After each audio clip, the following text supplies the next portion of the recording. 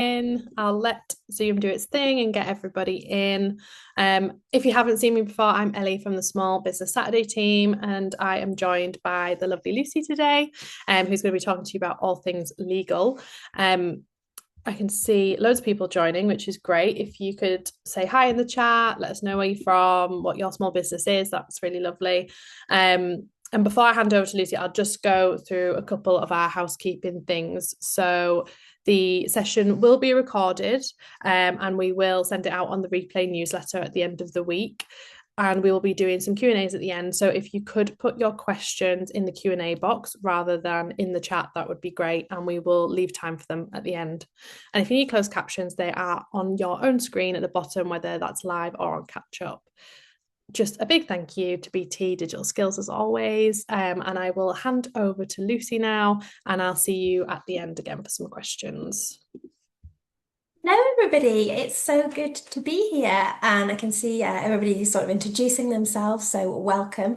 I can see you all sort of sharing where you're from, and I don't know if it's sunny where any of you are. Someone's just as I said that, Raya said, joining from sunny Dubai. It is not sunny here in Hertfordshire, which is where I'm based at the moment. It is pretty cold actually, but great to see everybody here, and thrilled that there's so many of you to look at the legal side of running a business. I am really excited to share what I've got in store for you today. I'm thrilled to have been invited. So thank you so much to Small Business Britain for inviting me along. Hopefully you can see my screen there, and you can see what we're going to be talking about today. It's going to be an interactive workshop. And as Ellie just said, it's if you want to pop questions or comments into the chat box as we go along, that would be great.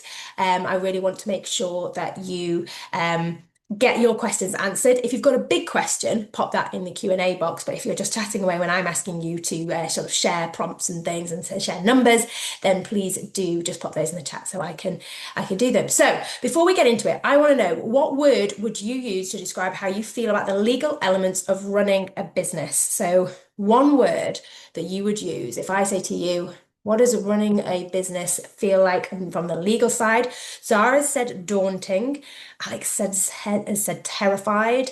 Grania said scary. JP said complicated, blur, important, lost, unsure. Scary. Yeah, okay. Totally understand you. Headaches, right? But we don't want any headaches. We want to try and turn those around. And I can see that Mira and Victoria have both said important. So I agree with you. It is really important. And it's one of those things, we can't ignore it. We've got to do it. And it's my job to help you to make it as easy and sort of fun as possible. I don't think anybody said it confusing. I don't think anybody said any of these words actually today. Sometimes I get confusing, expensive, and boring. I think that it's definitely not boring, not getting paid or being sued. That kind of thing is actually, as some of you just said, actually more terrifying than anything else. But it is, as you said quite rightly, very important. And I'd said not important, but I'd said empowering, engaging, and exciting. Now, it's my job as a lawyer to ensure that you, as a small business owner, feel excited about operating your business, about when you win a client. I want you to be like, yes, I'm going to send my terms and conditions out. I'm going to send that contract out. I feel really confident and happy about sending that contract out. And I'm proud that I've won that new work. Not, oh no, I've just won this, or I've just had a big order through. Is something going to go wrong? Are people going to pay me? And it's those kind of things I want to give you some reassurance on today. So we're going to look at an overview of the things you must be aware of for 2026, and giving you an overview and a bit of a checklist, as well as the things that you do need to have in your business. I'm going to share with you 3 changes in the law that you need to know about. You may know about those, you might not. But one of the things that's important in the job that I do is making sure that people stay up to date. We're going to talk about the risks of using AI in your business. And I'll ask you in a few moments about who uses AI. And we'll look at what legal things make people successful in their business. And I'm going to give you a bit of a framework as well as to what you can be doing next. Now, I don't know all of you, and you possibly don't know me, but I am Lucy Wheeler, often now known as Lucy Legal. I run an online digital template shop. We sell legal templates, so legal contracts, terms and conditions, courses, and I also have a membership with over 100 UK entrepreneurs in it. And we run courses sort of live to support you with the legal side of running a business. And I've been doing that since 2019. I absolutely love it. I love empowering people through education. I know that probably sounds really cheesy, but it is something that I'm really passionate about doing, and thrilled to be able to do things like today, to chat to people about how important it is to get it all right. Now, what we actually really do is provide guidance, friendship, and support people across the world now, delivering commercial contracts to help you avoid having disputes, to make sure you get paid on time. We help you with trademarks, all of these things I'm going to touch on today. And I hope that in you giving me some of your time today, I'm going to help you to shortcut to success. So instead of you spending hours maybe on Google or ChatGPT and then thinking, have I got all of this right? Is this even the right thing? Um, it might be something that you've been worrying about for a while. I'm going to be able to shortcut you to that and say, look, here's the checklist. Here's the things you need to be thinking about. Yes, there are lots of things to think about, but these are the top ones to be considering. And now I'm not I'm not your legal advisor as well as Lucy Legal. I actually also run my own law firm based in the UK. So although I'm a qualified UK-based solicitor, I can't give you legal advice on this session. It's just going to be information only because I don't know enough about your businesses. But there will be an opportunity for you to ask me questions, and I'll be able to give you a bit of a steer. So one of the things that people ask me, and probably the top question I get asked is, Lucy, what actually do I need to know? Like, what is it I have to do? Like, can you just give me a list of the things I need? And I often say it depends. It's going to depend what type of business you're in. And all of you were just sharing at the start the different types of business you're in. You can see yourselves how very different and varied you all are, and everything that you do. So the requirements that you have are going to differ. Now, these are the top sort of three things that I say to people. If you've done nothing, this is where you need to start. So things that you must be aware of, even if you haven't done them all, like let's get a list out, and I'm going to show you the link in a moment for a checklist. But the top three things that you need to be thinking about: your sales terms and conditions. You need to understand the different types of refund policies that are available and cancellation terms. Now, can you let me know in the chat box if you feel confident enough, and you don't have to share, but if you had to say now, if you had to rank your contract or your terms and conditions out of 10, 10 being a lawyer has drafted these, I'm so confident they are brilliant terms and conditions, or it's brilliant agreement, that's a 10. And like one is I haven't actually got any terms yet. How do you feel at 1 to 10 about your legal terms and conditions that you have? Now, a lot of people at this point are like, Lucy, I don't even know the difference between terms and conditions on a contract or an agreement. Like, I'm still stuck there. That's okay. It's okay if you are feeling stuck at that point. So there is no legal definition of a contract and agreement terms and conditions. They're often used interchangeably. What I'm talking about here is your signature thing that you're offering, your sales terms and conditions. So it may be that you offer a product, and therefore it would be terms and conditions that you're going to put on a website, and people are going to click as you buy. Like, we've all seen that, we've all shopped online. It's the terms and conditions at the checkout. They're your main thing that you need people to understand about returns and refunds. It may be that you're a consultant and therefore you have got a contract in place, and your signature terms are an actual contract that you need people to sign. Okay, so that's what the difference between the terms and conditions of the contract. It's interesting here, and I am going to highlight it, that we've got lots of different numbers. There's a range, but Zara, for example, is saying she feels like a 10 because she got a law firm to draft them for her because they're so important. Other people who've said a similar thing. Jill said 10, a lawyer drafted mine. 8 to 10, I purchased them from a UK law template shop 5 years ago, so need them renewing. So that's another thing, is the fact of And I will say, because Jules has shared it, she's got two because she copied it from someone else. And that's the thing, if you copy it, you don't know if it's right or not. You don't know if it's good enough for your business. But when you're getting them done with a lawyer, sort of with support, you get that confident feeling. So those tens, actually, I didn't set these people up to say that. They've just said it themselves. Um, and yeah, and they have said that. And Guan Yu said, I use a template but wouldn't be 100% certain it covers everything. Yeah, I mean, I totally agree with that. And this is coming from someone who runs the leading UK template shop in the UK. We have been running it since 2019. And that's why we've got our membership as well, and why I do so much on social media and things like this, because you need to speak to a lawyer as well. You can get things from ChatGPT, but you're not going to know that that it's going to be right for you. I've actually seen some things. In fact, I'll save that bit to when we get to AI, what I was going to say about ChatGPT and legal, but I'll save that. And yeah, and Jane's just said there, looking at new ones because GDPR has changed. Yeah, GDPR, going to make everyone feel old now, came into force in 2018. It is like really, it was a long time ago. And so there's so much has changed in there. So we need to make sure that we understand about sales terms and conditions. Did you know that the sale that you're whether you're entitled to a refund or not depends on who, what, when, where, and why of refunds. And you need to be aware of that because whether or not you have to give someone a refund in your business or whether you're purchasing yourself, it's the same thing. Depends on who they are. Are they a consumer or a business? What did they buy? Are they buying something physically or digitally? When are they asking for that refund request? Because there are different rules, and it might depend if they're a consumer or not, but if they're asking for it within the first 14 days of purchase, that makes a difference.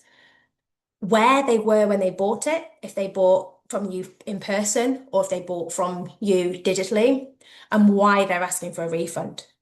The one thing that you don't ever want to do when it comes to writing a refund policy is put no refunds, because that's just not correct. It's never going to be the case that you don't have to give a refund if, for example, your product is defective or your service is not very good, or for example, or is just incorrect. Perhaps somebody thought they were buying something from you and there's been a miscommunication. Someone who is a consumer will always be entitled to a refund for if your product doesn't work or your service is not correct. So I think straight away, when I see people and they've put no refunds, I'm like, oh, alarm bells, that doesn't feel good, that doesn't feel right. That actually feels like they don't know anything about the legal side of running a business. And so you need to take a bit of time to understand those five things that are sort of covered, and just be aware that there are different rights that people have, and that's important for you. So if you're somebody in your business and you sell multiple services or multiple products and services, perhaps you've got digital things that you sell and services that you sell, the um you need multiple refund policies, and that might make you think, oh, multiple refund policies doesn't sound right. Sounds like I'm trying to do something weird here. You're not. You're just saying, if you buy a digital product from me, please check before you purchase that it's the correct thing, because we don't offer refunds on digital products. Now, you're entitled to say that, and then what it is if you don't offer a refund, if you change your mind, if you've sent them a digital product and instead of sending them a legal checklist, you've accidentally sent the Christmas shopping list, and I'm like, oh my goodness, we've uploaded the wrong thing. I'm allowed one extra attempt to send the right thing to you. If there's a problem with a digital product, you can resend one time. So it might be, for example, that you've purchased a course and that the sound quality is awful, and you can get in touch and say, hey, the sound quality on this is completely off. What's happened? And the person is allowed to send you a repeat. But they don't have to give you a refund if you say, hey, I'm just listening to this and actually I've changed my mind. I don't want to run a small business anymore. It's too complicated. There's too much to think about. Then they don't have to give you a refund because you have changed your mind. They only have to give you a problem when it comes to give you a refund when it comes to digital products if there's a problem with that product. If you've used that wording at the checkout. If you don't use that wording at the checkout, you can't rely on that. So there's loads in here about refunds, and what I want you to be aware of sort of when I'm talking today is that there are lots of different segments, and I'm going to touch on them today, but there's lots of detail within each part. I'm going to be giving you sort of an overview and the consideration to be like, okay, yeah, I understand what she's saying there. That's something to go on my list. Oh, okay, yeah, I'm going to look at that in more detail. Or, oh, actually, I've done that one. I've ticked that one off. So, for example, we'll come to number 2 on this list now, privacy and data protection. It's the law that you protect client data. You all know that. I don't need to tell you that. You know that you need a privacy statement. You know that you need to tell people how you handle their data. And that's not something that's new to you. It's something that you are aware of. And it's something that you possibly think, yep, I've done that, I've put it on the footer of my website. But is there a bigger piece here? Do you have a plan in place? If you actually did have a data breach, do you know what you need to do? Are you registered with the ICO, which is the Information Commissioner's Office? Do you need to be? It's those kind of parts of like, okay, I've ticked off part of privacy, but I wonder if there's a bit more that I need to go into. So definitely getting a privacy policy in place for the first thing is your step there on those top three things. And then brand protection, stopping copycats from protecting your hard work and getting a trademark. Now I'm going to talk to you about those in more detail in a moment. Before we go any further, I just wanted to share a checklist here. Now, sometimes this QR code works and sometimes it doesn't. So I've put the QR code on, but I've also just shared a link because I feel like everybody's going to say, can you just give me the list, Lucy? Like, can you just tell me what the list is? So if you want to scan that or just head to our website there, lucylegal.co.uk/checklist, you should be able to get that checklist full as well so that you can concentrate rather than madly trying to make notes. And I'll just pop that link there as well in the comments. I don't know. Let me know if that QR code is working. Ah, yes, woohoo, it's working. Sometimes it works, sometimes it doesn't. I don't know. Emily's saying, I thought I did need to register, but I've done their survey twice and it said not. Okay, amazing. So what Emily's talking about there is on the ICO website, there is a little survey self-assessment quiz thing. And the QR code's just here, Jasmine. And there's a self-assessment thing, and you can basically go on to find out if you need to register. And if you register, you pay an annual fee. If it comes back and says you don't need to register, then what you should do is just take a screenshot of that recording and of that result. And then hopefully it will be if anything did come up and you say, well, I entered this information and it said I didn't need to. So hopefully that will be helpful for you. Okay, so we did sales terms and conditions. You need to have your terms and conditions. They need to say what you're selling. They need to say what you're not selling. They need to tell people about refunds and their right to a refund. If you don't tell a consumer about their right to a refund, they can ask for a refund up to a year and a day later. So it's important that you do tell them about their rights and that you tell them the right thing. You also might need to put about cancellation or termination, depending on what it is you're offering, and make it really clear, like, this is what I do. Be bold in that. Tell them, this is how I offer my service, this is how I'm going to be able to support you, and this is how I can't support you. Tell them what you include. Privacy and data protection, it's the law that you protect direct data. We just said that. Web protection, we've just touched on that. I've got more on that in a moment. I want you also to get confidence that you're going to get paid. I'm going to give you some wording in a minute around that.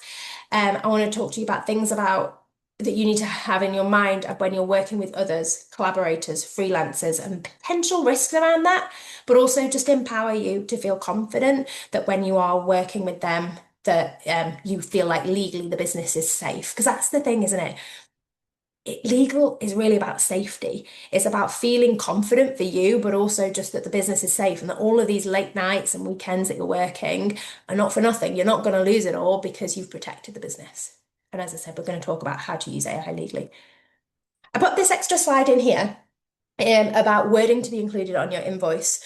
I know that something at the moment that's happening is a lot of people are not getting paid on time. I don't know if that's ever happened to anyone. Has that ever happened to anyone here? Have you not been paid on time when you should have been?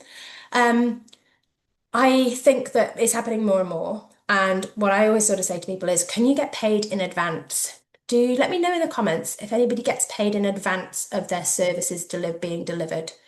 Do you get paid in advance? Anthony is saying yes. Emily's saying, yeah, we do as bespoke, Joe's saying. So a mixture of yes and no. So one of the things that you can just put here, and it doesn't have to, it's still like legally bound. You've got the terms and you say, this is how we work. And so you're saying 50% upfront or 50% in advance and the rest afterwards. But we just put here, kindly note that payment is in advance of services being delivered. Or as you say, payment in advance, or this is before the project goes live. So you might want to say before the project gets live or whatever it is. So kindly note that payment is due in advance of services being delivered, or kindly note payment is due within 7 days of the date of the invoice. Once payment is received, service delivery will commence. So you're actually saying not, you've got a window to pay. You don't have to pay me immediately when you get this invoice, but I'm not actually doing any work. I'm not going to start work. And more now, that's actually protecting you more than anything. I know a lot of people who have had issues, and if you do it the other way around, what ends up is you sort of on the back foot.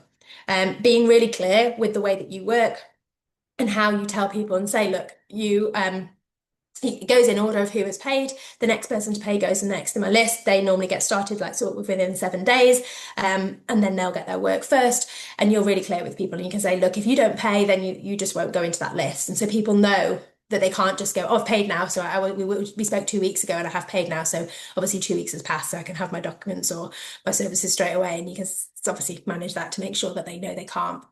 Here again as well, I think is really great wording. If you don't have this last section, you might want to take just a little screenshot of this. You are going to get a recording sent out too. We will exercise our statutory right to claim interest at 8% over the Bank of England base rate and compensation for debt recovery costs under the late payment legislation if we're not paid according to our agreed contractual terms. So if you do not get paid, on time, you can claim statutory interest. Now, in order to be paid on time, you have to have said when the payment is going to be due. So sort of saying payment is due within 7 days of this invoice is important, or you might even want to put due date and then actually physically say what the date is. So calculate 7 days forward and put that date in so that it really is clear of when the due date is. Once things are late, you can claim interest, and you can claim interest even if you haven't put this. But I know from all of the work that I've been doing sort of over the last 6 years or so with small businesses, they tell me that when they put this, it changes everything. And actually, people take them more seriously with this wording in. Sometimes people say to me, can I copy this off your invoice? You know, for people I've worked with. And I go, yeah, of course, definitely, you definitely use it. And they say, because this kind of thing makes me feel nervous. But it shouldn't do. It puts you actually, it elevates you as a business, makes you look professional. It makes it clear that you're aware of the law. So even if you haven't put this wording on, so if you've already got issues with people not paying you right now, even if you haven't put this wording on, because it's a statutory obligation, so that means it's the law that people have to pay you on time, then you can still claim this amount and claim the interest on it. So hopefully that's a really helpful thing. So grab that wording if you haven't done yet. I can see that a couple of people are saying they don't for certain things, and that's the thing. You don't have to, in all circumstances, do the same thing in your business. And it may be that you think, oh, this is a huge piece of work. I want to make sure I'm paid on time for this piece, or I don't want to start anything, or I don't want to get my team started on something if you've got a team, because you don't want to be paying out money before the contracts are signed, or at least people have paid and the retainer sort of has been paid up front. So changes in the law. The Digital Markets Competition Consumers Act 2024 came into force this year. I appreciate it says 2024, that's when it was enacted, but it came into force this year and made significant changes. There were significant changes that came into effect, and there are changes coming. So there were big changes in terms of consumers, and I know some of you from what you said, not necessarily working directly with consumers, but it changed the way that consumers are treated by businesses. It banned things like fake reviews, thank goodness, and drip pricing. So drip pricing is when you're given one price and then they add on and add on and add on. Fake claims about the environment, so greenwashing things. And it also put in place subscription transparency, which I think a lot of you will have heard about, and you'll have heard that there was Amazon got massively fined, didn't they? Like millions, in terms of the way that it's so hard to cancel a subscription when you've got things with some of these companies, and that's what they were trying to do. I don't know if you've ever had difficulties trying to cancel a subscription in your personal capacity, not necessarily just for the business. And so that's now banned, and that's coming in May. It's not definitely going to be May. It might be slightly earlier. It just depends what everything else is happening. And obviously, it's a big day for the government today. They pushed that subscription element back. But what that means, especially for you as a small business, is if you have got people paying on subscription, you need to make sure that you're really transparent about when the renewals are coming up. And similarly, you need to make sure if you're getting anything on renewal that is clear for you as well. So what that is about subscription is you're not allowed anymore to lock people into subscriptions that they're not using. So you have to make sure that they're using them. And therefore that evidence to say that you're supporting them to use them will be reminders to say that they're paying for this and potentially not using it. And then reminders before that money comes out so that when it auto renews that you've told them it's coming. As I say, the law is already in place in parts. Some things are banned, some things aren't, but it's one to be looking at, especially if you're running a membership or anything. The general product safety regulations, don't know if any of you have seen much of this. I know that I did a big talk on this earlier in the year with Small Business Britain and eBay, and we were looking at basically anybody who sells products into the EU now need to have a representative, and that is the case if you are selling digital or physical um, products. It's not just physical products. So if you sell digital courses or anything into the EU, you also court, it doesn't apply to services. So if you're just UK based and services doesn't apply to you, but you need to make sure you've got a technical file of safety documentation and also that you've appointed a representative. I've included this because this is the kind of thing that people are like, this seems so niche. Like, how would I even know about this? Like, how would I be able to keep up? How do I make sure that I know about things like this? And it's about coming to sessions just exactly like this one. Follow us on social media. My socials are at Lucy_legal. Follow us. We share as much information as we can. We share things on email as well. So I'm just making sure that you find somebody, it doesn't have to be me, find somebody that you like the way that they describe the legal side of running a business, and they will help you keep up to date. British Library do a lot of really great updates as well. So it's about making sure you're up to date in the right thing, right places. You probably also all heard about the UK Supreme Court ruling on the definition of a woman earlier this year. I'm not going to get into a debate here about what the answer should have been here and whether they made a mistake, but they said if a space is stipulated as a woman's space, then trans women should not be in there. Cis women would have legal rights to challenge you if you are advertising something as women only now and it's not women only. Okay, so think about what you want to be doing with inclusivity, and I'm all for inclusivity and bringing everybody into all your training and things, but I think it's just really important if you are on the other side and you've historically always said this is a women's event or this is a women's working social or whatever it might be, that if you are advertising it something now for being for women, then that you must make sure that it is a women's only space. So it's all of those kind of things as well. Again, just another indication of the law changes quite quickly. There's been a lot happen this year. You need to make sure you keep up to date. Okay, I'm going to ask you a question now. How many of you use AI in your business? Let me know yes or no. You know. Oh, thank you, Grania, saying that the slides are beautiful. Thanks. We worked hard. When I branded the business pink, I didn't mean it to be pink and girly or like girl boss or anything. I just wanted it to not be corporate and boring. And so that's kind of what I'm about as well, not to be trying to make this interesting. Everybody is saying yes, pretty much. Saying yes, using it for marketing, yes, using it loads. Loving that there's a mix as well of all of you sort of using it and not using it for client work. So if you're saying, okay, let's talk about whether you can use it for client work. In fact, I'm going to ask you another question now. The people that have said yes, that they use it, can you answer just a Y so we can see the difference between yeses or nos for using it, a Y or an N if you use it for client work? So do you use it for client work? No, we're getting no, no, no, no. Okay. Some people saying yes, and it's going to depend like that. Whether you do or not totally kind of depends on whether you are it depends on what your business is as to whether you can. So let me talk to you about AI in your business. Three things you need to know. There's a lot you need to know, but sort of three things that are really important. This is like one of the hardest things to explain and make it sound not overwhelming, but the rules vary by jurisdiction, by region, and by industry. That is true. If you feel overwhelmed by that, that is a lot. We created an AI legal toolkit earlier this year and said, like, as with all of our products, whatever you buy, we keep it up to date for you. We know that that is like our biggest one to keep updating. There's so much that goes into it. Because every jurisdiction, so legal area has their own rules and regulations. Now, the EU have got an EU AI Act, and that is now in force. And there are a number of things that are happening that you will have to comply with because the UK have still adopted it, even though they've left the EU. And so there are a lot of things to consider, and I think it's just important that even the people within this training now, you may have to use it differently depending on, we might all be in very similar regions, but a lot of us based in the UK, not everybody, I understand that, but even across the different industries, there are different laws and regulations, okay? The biggest things that you need to think about when you're using AI is the interplay between GDPR, so data protection, and IP. They're your sort of two things that have the biggest legal impact. Now, GDPR requires express consent, data minimization, and transparency when you process with AI.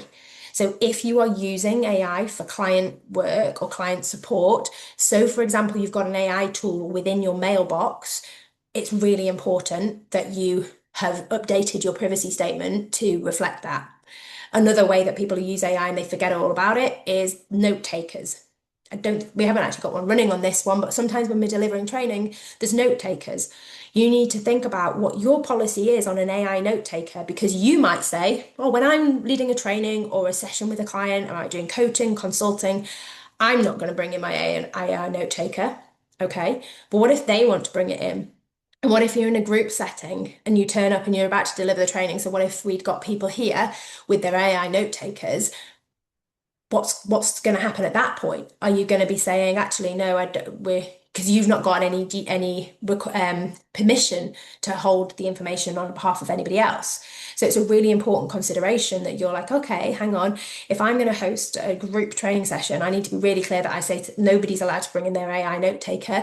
We will take the notes and we will disseminate it through the group. But it may be the case that you're like, we don't want to take a note. I don't want to keep a record of this. I don't want to have to be handling that. And someone else, therefore, might come to you and say, okay, well, I've got a learning disability or a learning adjustment that you need to make for me, and I need you to take a note. What are you going to say then? You need to have thought through how, obviously, AI is fantastic. We're all using it. It's so great to see so many people using it, but we need to think about how we're going to use it fairly and protect people's rights in terms of their rights to have reasonable adjustments made so that they can be in a learning environment that suits them. Now, you also need to be aware that the platforms, sorry, have additional disclosure requirements, and your clients might want this too.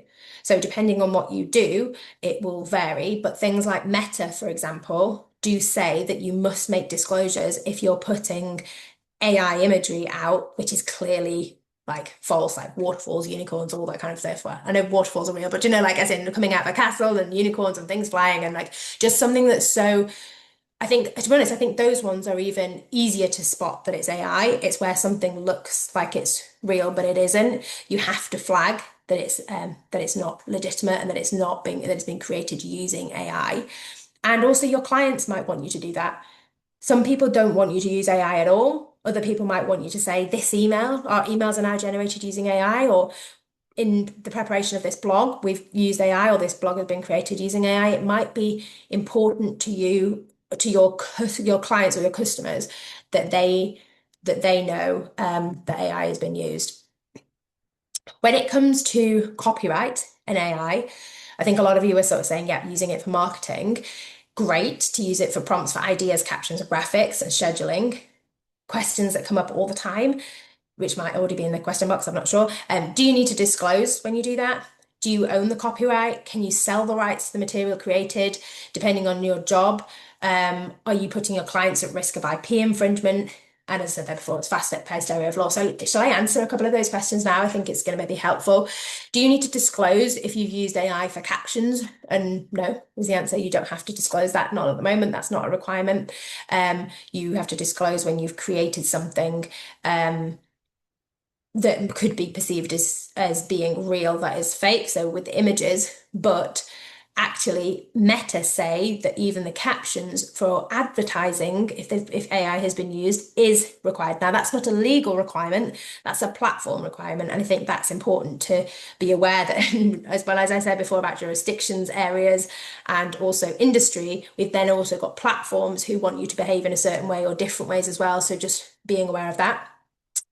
Do you own the copyright of the things you've created? So you might know this or not, but copyright is the right to be copied. So if you create something, you are the creator and you own the right to be copied. So I can say, I'm the creator, no, all rights reserved. I'm reserving my rights. So we call it a reservation of rights clause, And I say, my rights are reserved, all rights reserved, you don't copy me. But I own the right to be copied. Now, that's fine because I've created it myself. But if I've co-created it with ChatGPT, who owns the rights then? Because neither entity created it. And if you've co-created with ChatGPT, can you then sell the material that's been created? And what if that material that has come out of ChatGPT was actually input from somebody else's material? So it goes off and scours the website, the World Wide Web. It brings in things from blog posts. It brings in a number of things. Are you going to be putting yourself or your clients, depending on what role you're doing, a risk of IP infringement if somebody takes something from ChatGPT, or you do if you're creating on behalf of your client, recreate something else, and it's actually it could be word for word from a blog or something off from someone else's website. Okay. And also we know we'd be very naive to think that any courses or anything that we've created, any assets, any like checklists, downloads, whatever it might be, we all know that that's going to be getting uploaded into ChatGPT as well. So even though it's not something that could be freely available, people may have also incorrectly uploaded documentation. They might have pulled emails from marketing and then uploaded a load of emails that they've stored in a separate box. All sorts of things go into ChatGPT. So we just have to be really mindful of the risk around what comes out of ChatGPT because of what it will have pulled in together. Okay. Let me know if you have any more questions. Pop your questions in the Q&A box if you have anything more on AI. 3 things that successful business owners do that really, really just stand them in good stead is they have registered brand protection, they invest in legal support, and they have robust contracts and boundaries that they enforce. I think that last one is one of the big ones for me. I know we talked at the start about having terms and conditions, about having a contract, but actually having boundaries that you enforce. So remember that your contract is are your boundaries. So when you're setting out your contract, you're setting out your terms to say, I'm going to deliver my services in this way at this time, and this is how you can contact me, this is when I'll be available. And sticking to that and having boundaries about it, it gives you protection. That contract gives you boundaries for you to be like, okay, you might have emailed me at 8 o'clock on a Friday night, but you know it's in the contract. You don't even have to say anything to them. You shouldn't be reading your emails anyway, but I am the worst person for that. I'm sure you know that you don't have to be reading your emails or replying on Friday at 8 p.m. because you've said in your service provision, it's in your contract that says that you don't have to, that you won't be available to them. Let's look at brand protection.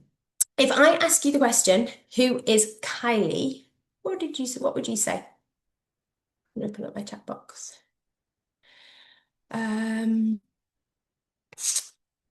Jules has said Minogue. Sophie said Minogue. Ellen said Minogue. Kylie Kangaroo, Kylie Minogue, Kylie Minogue, Jenna. We've got one gone here for Jenna. A couple more people saying Jenna. So yeah, when I ask this question, it is really split. Jasmine saying could be anybody. Well, Kylie Jenner, who owns over 128 trademarks, including one for her hair, and Kim Kardashian is part of the Kardashian dynasty with obviously her famous sister, Kim, who owns approximately 200 trademarks with pending registrations. The family business anticipate to own in the region of 700 in total. And they found out the hard way that just because Kylie has more social media followers, Kylie Jenner does them, Kylie Minogue, it didn't necessarily mean that Kylie Jenner owns the right to Kylie. There was a really big trademark battle, Kylie versus Kylie, which demonstrated that length of time in business and social media presence are secondary to trademark protection. So Kylie Minogue had registered Kylie.com back in 1996 before Kylie Jenner had even been born. They registered the domain and they also, her team went on and registered the trademark. When Kylie Jenner came out with her makeup line and said, "Oh, well, I'm Kylie." Surely, whenever anyone asks the question, "Who's Kylie?" people say me. Well, we've just proved that wrong. They don't say her. And in a very lengthy, costly legal battle, um, Kylie, the judge found that Kylie Minogue was the person who had the proper rights to using the word and the name Kylie, and that they could use them over all of their branding, their perfume, their makeup, and all of that kind of thing, unless a coexistence arrangement was made. And therefore, Kylie Jenner had to pay a lot of money to Kylie Minogue. And they took into account the presence, and they said, look, actually, Kylie Minogue, she's a philanthropist, she's done so much, she's spreads information now about illnesses and things that she has experienced. And they said, actually, Kylie Jenner is nothing more than sort of I think they said it was a B-list celebrity, which is not very nice. But they said the message here is that they looked at trademark protection. Even though worldwide, we're having like over 200 million followers and things, she is known as has a brand of Kylie. It doesn't matter. You have to have trademark protection, okay? How many people have got a trademark? We've talked about the right to be copied already in this, but who's got a trademark? Let's see. Laura's saying this is fascinating. Good. Yes, says Sam. No, says Anarch. Sarah saying looking into it. Becca's got a few. Great. Name trademark, waiting on image when we have more funds. Susan saying no. Yes. So a range of people have and haven't got them. Get it on your list of things to look into. You don't have to have a trademark from day one, but you do want to start trading on a brand that is available to you. So you can make some searches and assess whether it's available. And what I would recommend is that you search in the UK and then also globally. So you can search on the IPO, so the Intellectual Property Office website. You can search on there, and then you can also search on the WIPO, so the Worldwide Trademark Office. Yes, you can have one as a freelancer, and I'll speak to that in a moment. But you basically do some searches and find out as to availability. Find out if you can get it in the UK and then get it, and then if it's available internationally. Obviously, if somebody already has it somewhere else in the world, you might be like, actually, that is going to be annoying because there could be confusion on socials and that kind of thing. So find out the availability. It's £170 to get a trademark. I know that Jules is saying they're expensive. They're expensive in some areas of the world, but in the UK, you can get one for as little as £170. That isn't expensive. It's a lot more expensive to rebrand. Okay. Um, can you tell people about generic term not being allowed? Yeah, so there are certain things that can and can't be trademarked, and I'm conscious that we don't go over time on this, and I leave enough time for questions. We could probably do a whole session on trademarks. If you'd like a session on trademarks, then please let the team know, and I'd be happy to come back and do another session. But on exactly how to get a trademark. So in the UK, a trademark cannot, well, anywhere, a trademark cannot be descriptive of the services, of the goods or services that you apply for. Okay. So, for example, you couldn't have the women's health coach and be delivering women's health coaching because it's too obvious. You cannot have anything that describes services. So take, for example, Apple, the big computer company, Apple Inc., they are trademarked. They can trademark the word Apple because they don't sell apples. So you cannot trademark something if it describes the services you offer. So you couldn't call yourself the Silk Pajama Company if you sell silk pajamas.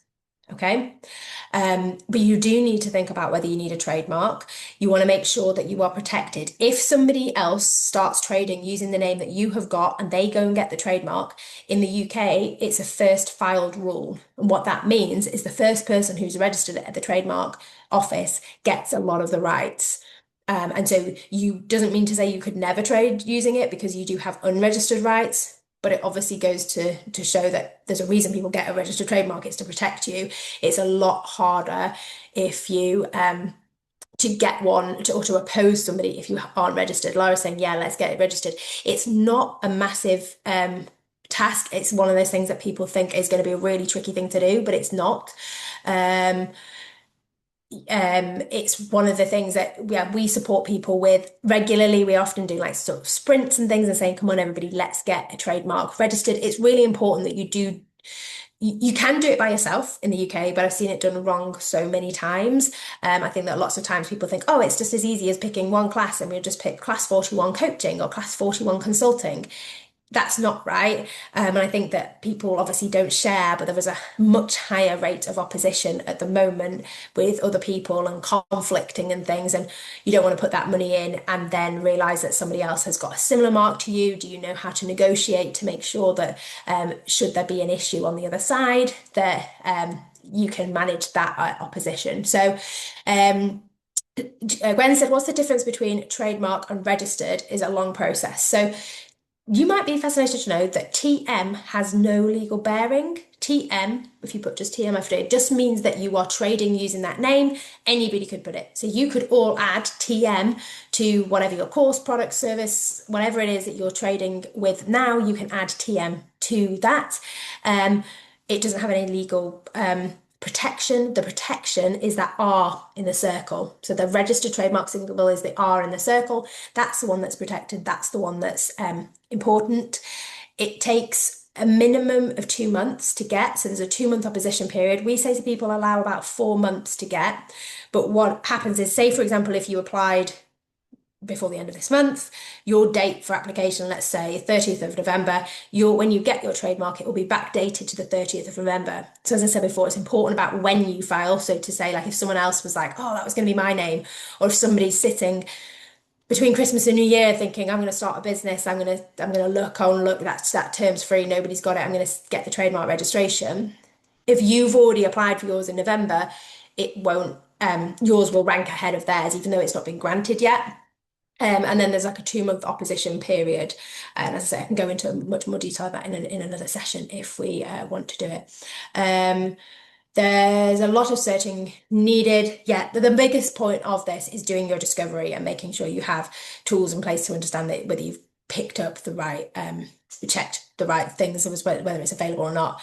Zara said, I found it hard picking the right codes to use. Yeah, and I think it is additional money for each class that you apply. There's 45 different classes. It is not an easy I think it's one of those things. You can do it yourself, but it's like with anything, it's good to have at least got some protection in place. But if you can work with someone, again, the British Library do loads of things for free. We're often doing free sessions and webinars and things like that on it as well. We also do it in our membership. There's often people all doing it together in the membership. So you can still trademark logos. You can't trademark logos in AI unless that AI provider allows you to. So unless you own the copyright in it. C is copyright. So C is copyright. And so you might put a copyright statement on something and put C, copyright, all rights reserved. So you would put the C symbol, then you'd put your business name. So we'd put C, Lucy Legal Limited, and the date, and then all rights reserved. That's a copyright statement, and that's what you'd put on like your slide decks and those kind of things. Pre-review, just to answer the question, it's not called a preview, it's called Right Start, and you can apply. If you're not sure about what you're doing, you can apply and split the fees. So you can pay 50% up front. The trademark office will then review the application. They can't add anything to the application. So even if you've done it wrong, they can't correct it for you per se, but they can support you and say like, oh, that should have been in this class, and they won't transfer it over, but they might allow you to pay an extra £50 at that point. So basically, if you pay via Right Start, they look at the application for you, but they actually look at it anyway. It's just one of those things that allow you to pay half the fees. So if, say, for example, you had something and you were like, oh, I don't know if they're going to let me name my company the Table Company. Like, I don't know if the Table Company would be allowed, and I've done some research, but I still don't know if that's descriptive because I sell tables. And for example, if you're a bit like if you're not sure if you've done it right, it's a way to just split the costs. So you can spread the costs. The big risk about that is that you might end up not remembering to pay the second installment. Lots of people get in touch with me and say, oh, I didn't pay the second part, and it's as if I've lost it. And after the whole thing has gone away, you actually can pay to reinstate, and you can pay £100 to reinstate your trademark, so you don't necessarily lose it. So that's possibly worth knowing as well. But as I said, we could do a whole session on trademarks. Let me just finish off so I can take some questions. Your next steps, get the basics right. ensure that you know about refunds and GDPR. They're really important. Keep up to date on new laws. Find a way. I would love all of you to follow me. So please do come and say hi if you've enjoyed the session. Brand protection. Understand what brand protection is. Understand how much it's going to cost. Even if you're thinking, I think somebody said on the chat, I've got a word mark, but I haven't got an image mark. That's fine. You're just being aware that that image mark isn't protected yet. But you might be like, actually, I'm probably going to change my logo anyway. So I don't want to spend £170 on it now. But actually, I do want to protect that name. I want to get that name for £170. Make sure you've got solid foundations in place so you can scale, and make sure you've got a bit of a plan. So what we're trying to say that we've covered so much, this is quite an advanced session today. You might be like, lots of the stuff has gone over my head. There's lots about AI, potentially you didn't catch all of that. We went very quickly, but it's about saying, okay, there's quite a lot here that I need to consider. Grab this checklist that we've got. It might be that you're only going to tick off one or two things. It may be that you go, okay, I'm going to do one thing now and then one thing next month, and then I'm just going to keep checking in. Maybe some of you have CEO sessions or sessions where you work on your business. Maybe grab this checklist and start making a bit of a plan for yourself as to when you're going to do the things so that it doesn't get to 3 months down the line and someone else is sending you a cease and desist and you're like, oh my goodness, I totally meant to sort the trademark and I never did. Okay, so as I said, head to checklist. So yeah, come and say hi. I think I've said that before, at Lucy Legal, at Lucy_legal. And then obviously I'm going to take any questions now as well. Thank you, Lucy. That was so information. Good. And I love the slides. I have a few questions to go through. Okay, I haven't looked at the question box at all. I think I've been trying to do the chat one, but I'll just go through from the top and we'll get through as many as we can, if that's okay with you. Yep. So first we had that they're a multi-brand retailer and their business involves buying goods from international wholesale suppliers and marketing partnerships with overseas brands. Is there any specific things they need to be mindful of? Yeah, definitely look out for making sure you have a contract. I know that probably seems like the most basic thing, but I think that a lot of the time when I work with people who do things with wholesale and suppliers, they say, oh, we didn't have a contract. There wasn't any need to have a contract. I was told I didn't have to have one.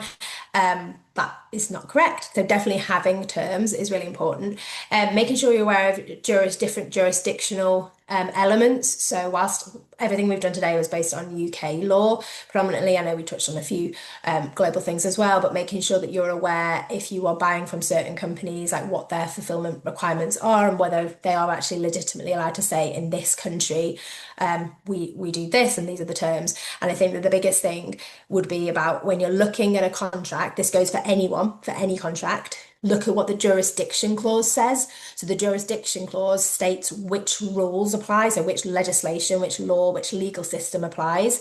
That's something that's often massively overlooked. And if you're doing things internationally, it's really important, especially whether in this instance and any other clients. So checking which jurisdiction. So essentially what it will say is this legal system applies, and if there are any disputes, these courts will handle them. And if it's going to be a court in a different country, you're going to need to make sure you've got insurance to cover that as well. Amazing, thank you. There's a couple as well, just going back to earlier on about the refund bit. Yes. So specifically, one is a hostel and they have two rates, standard rate that you can cancel free of charge until 3 days before arrival, and another rate that is cheaper but non-refundable. Is that legal? So if you are saying to somebody at the time of booking that they're booking something for a specific date and time, then there are different rules that apply. So what I was trying to say before is if you simply put no refunds, that's never going to hold up because you haven't told people enough information. But if you say something like because you are booking a specific date and time and you've gotten this rate because of that, then you are not permitted to cancel, then that's okay. So if you look, you'll start noticing this when you're doing things. Same thing I've seen someone about custom orders as well. You can say things like, because this is a custom order, because this is made to measure, because it's bespoke to you, you can say it's non-refundable, but you wouldn't just ever say no refunds. Yeah, and especially with the hotel one or the hostel one, I presume they've given like an alternative option to where you can have a refund. So Yeah, exactly. And I think that's really good. And this is what about it's just empowering the experience for everybody because you're gonna if you don't give them that information, then they're gonna say, well, you never told us, and therefore they'd be right. It doesn't legally stand. Then I think it was Sam asked, can service models be trademarked, e.g., a coaching model or consulting models? That is a great question, Sam. That's something that I guess asked a lot. So a trademark covers a name or an image or a name and an image, and it can also trademark a collection of sounds. In terms of a coaching model, if you are wanting to protect that, you could put it into a visual. So you could say, oh, this is how it works. And I've got a lot of clients who have said, like, this is a step-by-step approach, and this is what it looks like visually, and that then protects it. What you have for your protection of your coaching model, the way that you do it is copyright. So people can't copy what you're doing and you can put in your terms. So specifically if you're coaching someone, you can say within your terms that it's protected, it's your intellectual property and nobody's allowed to copy it and they can only use it for personal use. You might also want to say you can't use it to go ahead and train anybody else. What we see a lot of is people, they say, oh, you can only use it for your own business, but that business is actually going and coaching and training someone else. And so they then take those coaching methods. So it's really important that you are clear as to what your terms and conditions are for your IP. On the selling kind of online courses, someone had asked if they're selling it um, like internationally or EU. Do they need someone who is an EU representative if people are Yeah, any sales to the EU now do need a representative. We actually set up another company based out in Dublin to support because there was so many people, so UK businesses. So we've also got another company if anybody needs support with DPSR, it's called, then do get in touch and we can support with that too. fab? There was another one on that one actually as well, so you've covered two there. Then we've got someone, Jane asked, does your company write contract templates? So yeah, we sell contract templates. So head over to the website and have a look. Where I also do bespoke things, and I have a law firm too. I think if you need something bespoke, then do get in touch. I'll take a look around the website, and hopefully you'll find what I need. Um, yeah, I don't want to take up too much time talking about us, but yeah, happy to help anybody. Or just like as a catch-all for anything. If anything has um, been interesting today, just get in touch either through the website. It's probably the easiest way to get in touch, and I'm happy to answer any questions about what we do. Amazing. And so Jasmine asked, when it comes to brand and sub-brand names, are they protected separately or as a whole? And is there any pros and cons? I think you might be asking is in terms of a trademark. So a trademark only protects what is registered. I don't know if that sounds too obvious, but like so for example, you yeah, the only thing that's protected is the exact thing. So if you've got a trademark, a name, and then there's like a sub name that's slightly varied, or there's like a tagline or anything, you'd have to protect those separately. Wow. Yeah, okay.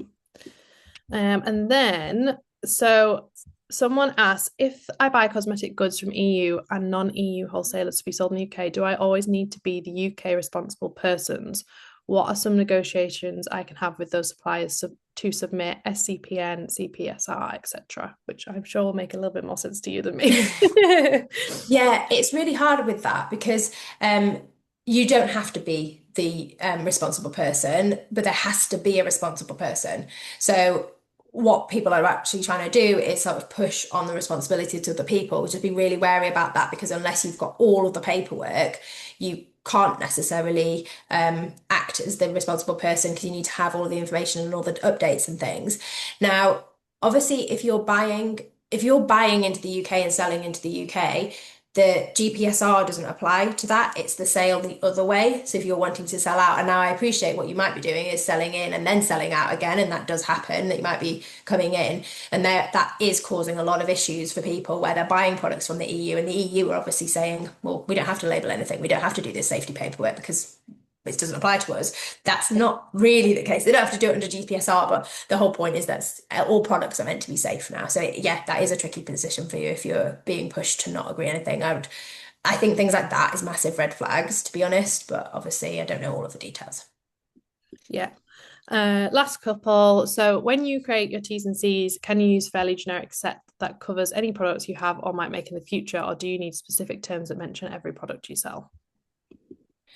Um, so you don't have to specifically mention every single product, like you wouldn't have to name every product, but you'd want to make sure that you've got a set of terms and conditions which cover the right things. So say, for example, you've got courses, you want to cover courses, you've got digital downloads, if you've got a membership, if you've got physical products and those physical products have different things around them. So say, for example, some of them might be personalized and therefore you'd want to make sure you'd got them. So yes, I think it is quite good if you have like one set of terms and say, this is what applies, these are our terms and conditions, and you can run off one. Sometimes people do that. But you should always make sure if there's a specific set of terms that are going to apply, that you are really clear at the point of purchase. These are the terms. Fab. Okay. Okay. And then one last one. We have an ad hoc contract where the business pays a monthly fee. Would this be classed as a subscription? Um, It's removed from their invoice at the end of the month if they were needed by us. okay. No, this kind of thing doesn't sound like a subscription because it's not, it's something that they're paying almost on retainer rather than a subscription. Subscriptions are defined in the legislation, but it is more the case of things that you're getting an ongoing service for something, and then potentially, obviously, when you're not using it. But maybe that I need a bit more information to answer that one fully. That's that legislation, as I say, the legislation's enforced, but it's coming out more in May next year. So I'll definitely be doing a lot more updates. It's not fully enforced yet, so I'll share. Okay, Um, great. Are you happy for people to get in touch with you on LinkedIn and things if they wanted to? yes, Yeah, definitely. Please do get in touch on LinkedIn. I can see someone saying that the checklist isn't working. I'm not sure why, because maybe it's you've crashed the site. It normally works, so I'll double check maybe. on that. But do get in touch on socials or on LinkedIn as well. I'm on there, Lucy Wheeler. So please do get in touch. Amazing. Thank you, Lucy. And thank you, everyone who has attended and sent all your questions in. It's been really great. So thank you so much. Thank you so much, everyone. Great to meet you. See you And thanks later. again for the opportunity. Bye. Bye.